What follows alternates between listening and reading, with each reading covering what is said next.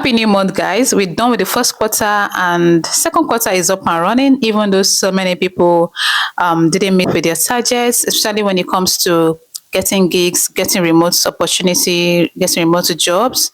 And this video is for you. Do not give up. I'm just here to make you see some things that might not be really obvious to you. And I hope you learn one or two things from this video, especially sharing from experience as well.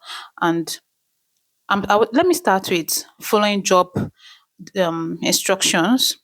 Like some few weeks back, I kind of actually applied for an opportunity, a job to be precise, and after a few days, no feedback, no response, nothing, and I went back. My instincts just tell me that I should go back and check the job description again.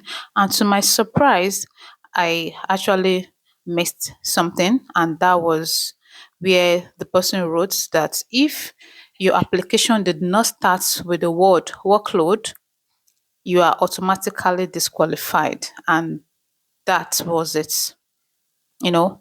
So there are times that we just rush to apply because we really want to apply. Yes, speed matters, but when we are trying to apply as well, I think it's important that we follow instruction.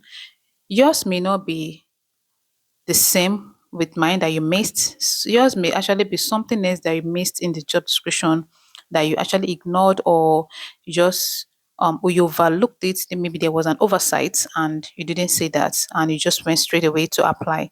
So next time just take a look at the job description again, or if you have access to the one you've applied to in the past and you have opportunity to go over it again, compare it with what you've actually sent. If what you sent out, the proposal or your CV, if they actually matched or they're in line with the job description. Number two, I'm not numbering it like I said before. So another one is job interview.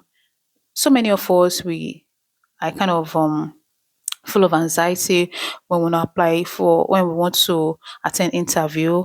We are all prepared, but once it's time for questions and conversation, we're full of anxiety, emotions, and we are not settled. Okay, and because of that, we miss it, we mess up. So if yours is this case, then I think you need to go to YouTube and watch videos on how to ace interview. That is going to help you. That actually helped me in the past. And I would advise you that you follow this account so that I'll be sharing some tips later on how to ace your interview, because acing your interview is one thing, applying for the job is another thing, then hasten your interview, because ChatGPT can actually help you write a very good proposal, a great CV, but it will not answer your interview question. Even though it's prepared you, you will be the one to answer for yourself. So that is why it is very important for you to practice your interview, especially if you know that it is your interview that is actually making it difficult for you to move on to the next stage and to get that job. Then you need to work on it. Okay. So another thing is portfolio. Some of us do not have portfolio. There are so many times we apply for opportunity, but we do not give the employer reasons to employ us, reasons to take a look at our CV, and reason to even respond, because they do not see us as being serious. When you say you can do something, there is need for proof or what you've achieved in the past that will make that person employ you. To be sincere, employer do not care about how you feel. They don't care about how good you are. They just want to see results, and that is what matters to them most. Another thing is, how are you sending your proposal?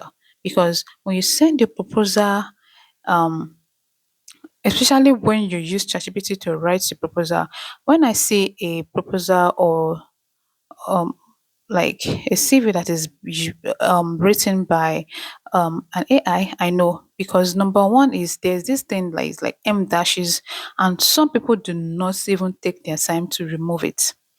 Some we start with hi in brackets name. They will forget to remove some of those funny things that ChatGPT actually had to your write up. When you use ChatGPT to write, please read through and make sure that you do the right thing. Okay, don't just copy and paste.